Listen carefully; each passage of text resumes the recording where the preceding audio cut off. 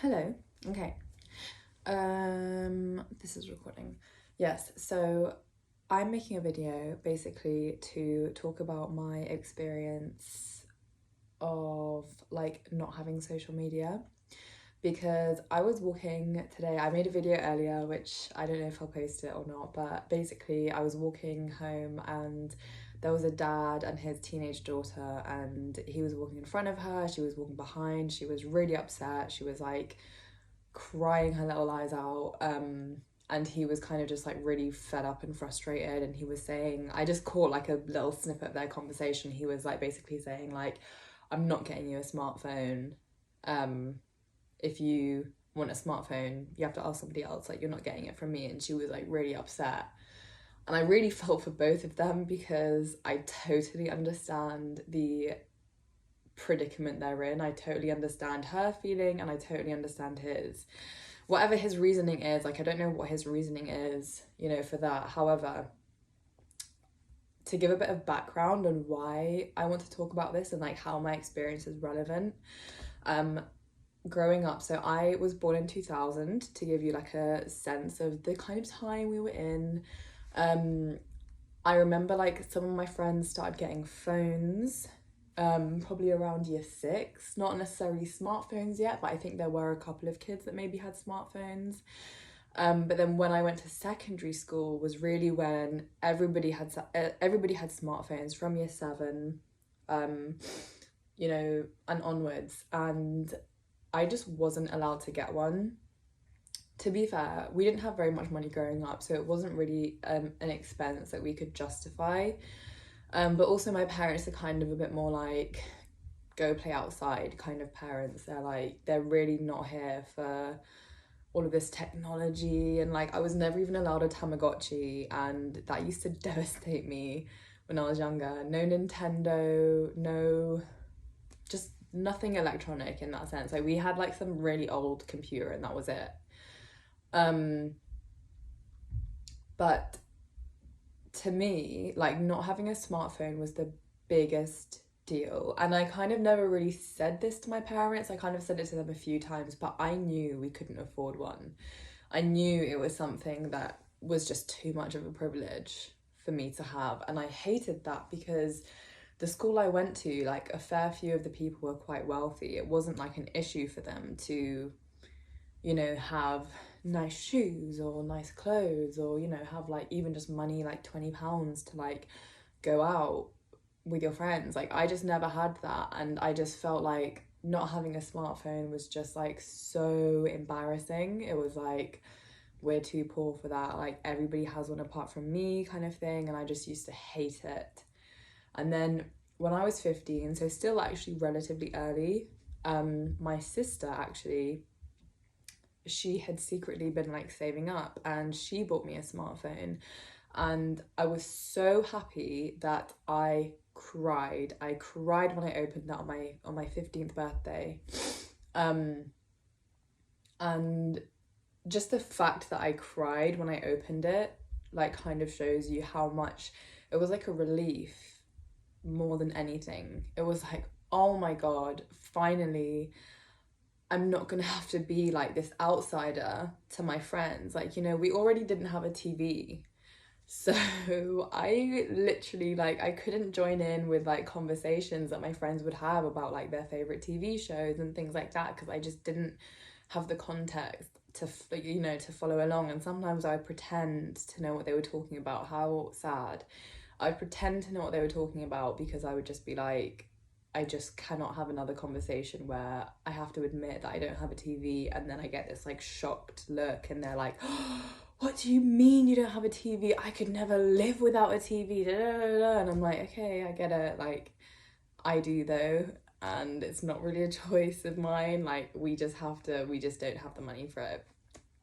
Anyway, so I got this smartphone and I was so happy. All my friends were really happy that I'd gotten one as well. They were like, okay, now you have to get Instagram and Facebook and Snapchat, and like immediately I got all of those things. And I'd kind of said to my parents as well, because my parents weren't very happy about it, and they were like, you're gonna spend all your time on it. And I was like, I promise I won't. I made that promise to them. And of course, that didn't last. Not even a week, it didn't last. Because social media is addictive. It's designed to be addictive so that, you know, you give all your attention to it. And very quickly, actually, my family noticed, I didn't notice, but my family noticed how it was changing me, and they all said the same thing. But my sister, who got it for me, used to say, the worst thing I ever did was get you that phone. She just, you know, I just became insufferable. I became like typically like, you know, those like TikTok kids, like those really annoying ones that drink like Prime and shit. Like I was basically like the 2015 version of that, just like constantly taking selfies and everything. Like, you know, like girls at that age, you kind of have like a bit lower self-esteem. You're not really sure of yourself, so you are kind of looking for validation in these online places.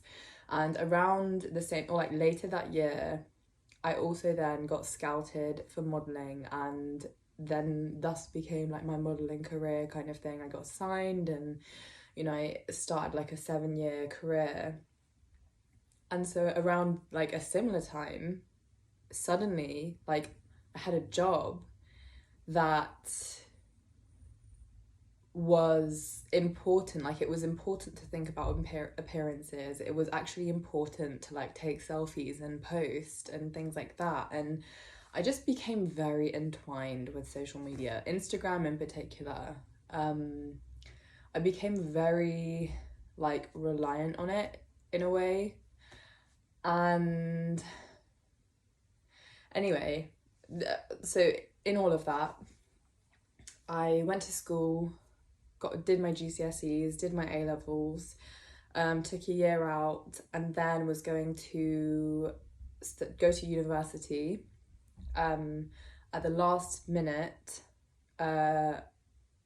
like something happened, like some like weird coincidence happened, and I changed my degree from zoology to neuroscience. I didn't have like the grades to study neuroscience or anything, but like I just had to work really hard in first year to like do well enough in order to get a neuroscience degree. And just like a side note, my family is also quite, well, my mom's very religious, my dad's very spiritual, and I am too. Like that's imparted upon me. And don't worry, I'm not like wacko. I believe in evolution and everything.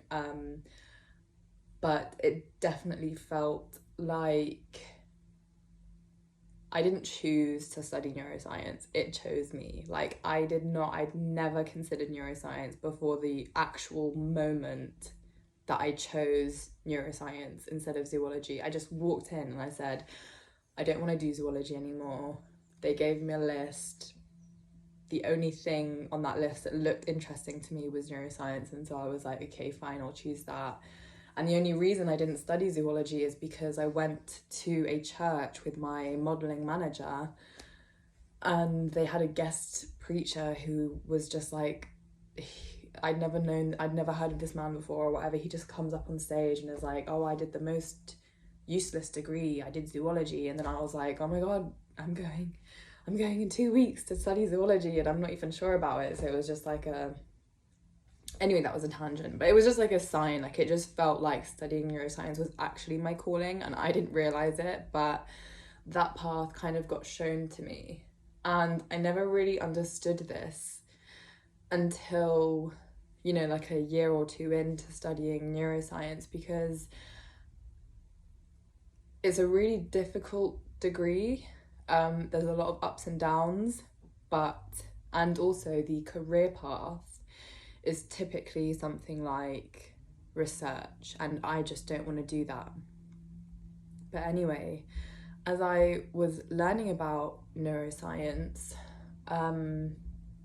you learn a lot of different things. You learn about how connections are formed in the brain. You learn about you know, how memories are formed and how the brain learns, and you learn lots of different things. You learn about the effects of drugs on the brain, etc.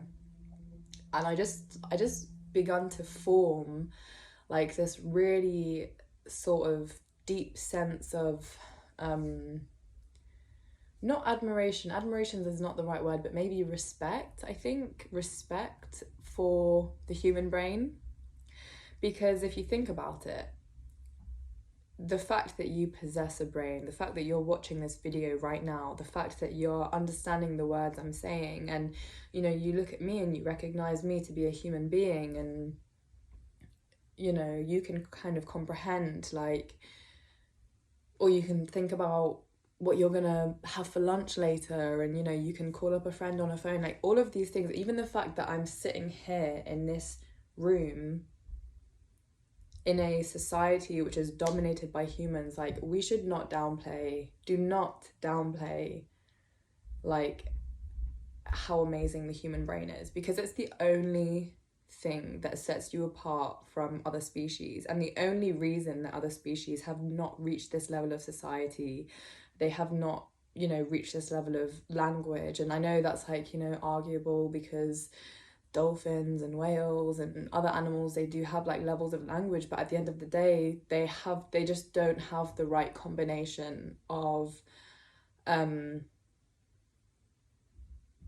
things. They don't have hands, they don't walk on, I can't think of the word right now, my brain's being a bit slow today because I'm still in work mode. But anyway, I started to form this just like really deep respect for my brain. And I started to also then have very bad feelings towards things which affected my brain. And I started to feel very badly towards my phone. I started to feel very badly towards social media. And I was very, very, very addicted to social media. It's now been it's been a year and nearly 4 months since I've last been on social media. This is not including YouTube. Like, I don't use YouTube in the same way that I use Instagram, and Instagram was my main one. I never really had TikTok, and I did have Snapchat, but didn't use it that well. But I was really addicted to it, and so I started to feel just very badly towards it. And when you do your research on it, and it's not hard to do your research now because there are things available on Netflix, The Social Dilemma and other things like that. There's builders in the next flat over. They show you that these apps are designed to be addictive. They're designed to be attention grabbing, all of this stuff. And you just become like this cash cow, and you don't realize it because you're using it because you think that you are doing it for yourself. You think, oh yeah, this is a way for me to connect with my friends, this is a way for me to search up recipes, or find like cool travel locations to go to. Like, that's what you think you're getting out of it, but actually the benefits do not outweigh the risks. And the risks relate more to the younger generation. They still relate to my generation because people still have that available during their formative years, but especially for the generations being born now who have had access to these things literally since they were babies. Just imagine the actual effects that that's going to have on the entirety of humanity. Like, from 0 to 25, your brain is in its most plastic state, it's in its most malleable state. Your brain is able to form the most like number of connections, and like at a rate which it just kind of can't sustain. Like, as you get older, this is why like you learn languages really easily and quickly when you're younger, and you learn new skills really easily and quickly. And if you are addicted to social media, your attention span is reduced. If your attention span is reduced, you just cannot learn as well. You can't. And the effects of that shouldn't be downplayed. Like, they're genuinely terrifying in my personal opinion, and they should be in your opinion too, because they're already seeing, like, obviously we don't really have like as much data as we probably would like. We don't have long-term data really for social media and for technology in that way, but the data kind of already suggests certain terrifying things, such as generations that have grown up on social media and addicted to it probably will have lower IQ. They'll probably have, we've already got reduced attention spans. They'll have probably less able to regulate their emotions. They've already got like, you know, higher prevalence of mental health issues and actually higher suicide rates, and also things like potentially things like increased rates of dementia. And if you if you're thinking that, you know, our next generation this is so terrifying to me, our next generation is so important. It's in the best interests of every single generation to protect the younger generation.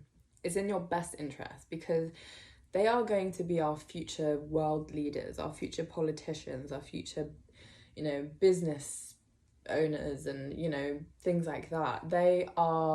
We are passing the baton over to them to be the next custodians of the earth. And since we've done such a terrible job, or since the older generations have done such a terrible job, we really now need we need a generation who are equipped and capable to deal with the issues that we're facing, such as, you know, climate change and all of the issues that are going to come with that, because there's a lot. There's going to be wars, there's going to be famines, there's going to be everything. Not to get too deep too quick, but like, we just have to be real. Like, I'm not sugarcoating anything. It's going to be terrible.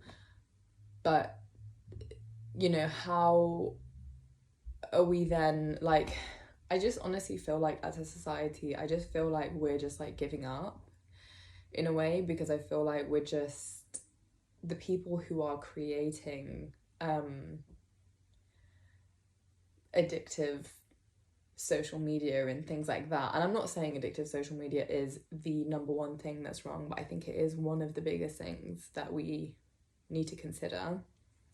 But it's like, do these people not also have children? Like, do they not have children that are then going to have to live in this world? Like, your money is not going to help you as much as you think it will. It's not. So, like, when your children are like suffering the effects of extreme heat, what are they going to do? Their money is not going to keep them cool. Like, it's just wild to me. It's so wild that people can really be this like deluded or this like self-absorbed that they really think like their net worth matters more than the actual future of humanity. Like, it's just so crazy to me. Anyway, because I know that this video is long, and if you've actually listened this far, this is like wild, and thank you. But the point I'm trying to make is, I understand it's so hard to, you know, get off social media, and it's so hard to give up something which actually does kind of give you pleasure and joy. But like, think deeply about the actual effects that this is having on humanity. Think about it more than just a surface level, because the number of times that I've said to my friends, like, you know, if I've explained the reasons why I've gone off social media, I will always be met with a, oh, I know I should do that too. But then they never do, and they never do, because they still, like, you know, say that they get something out of it. And at the end of the day, if you have diabetes and you keep eating chocolate because it tastes good, like, you're not gonna last very long. It's the same concept. Like, you can't just keep saying that, you know, I get this thing out of it, or, oh, I'm not that addicted to it. Like, okay, fine, maybe you're not, but it's still not good for you. And it really matters about the kind of information you put into your brain, because the kind of information that's on there is just not real information. And with the emergence of AI, oh, it's just it's like eating like ultra processed foods. It's like giving that to your brain, because your brain takes in information from the world, and it forms a perception of the world around you based on that information. If that information is biased or inaccurate, then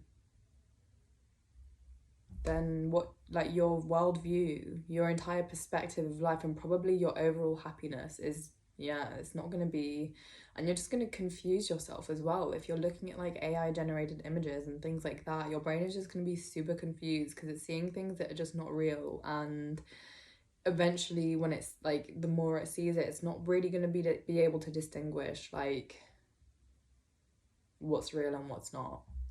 Honestly, the online world is just terrifying to me, and I understand the benefits of it, but at this moment in time I think everybody just needs to like pause and like get off it for a bit and really find out like what life can be without that stuff, and reconnect with the things that are genuinely important to you. And I promise you that one of the things that's going to be very important to you is having a world that you can actually live in. So, and this is coming from someone who I know what I'm talking about. I've experienced it. I've experienced not having social media. I've experienced having social media. I've seen the change in myself. I've studied neuroscience. I know the effects on the brain. Like, we just, yeah. Anyway, that's all I wanted to say, really. I think as soon as I finish this video, I'm going to think of 10 more things to say, but it's already been 20 minutes and I should probably eat something before I have to get back to work. So, goodbye.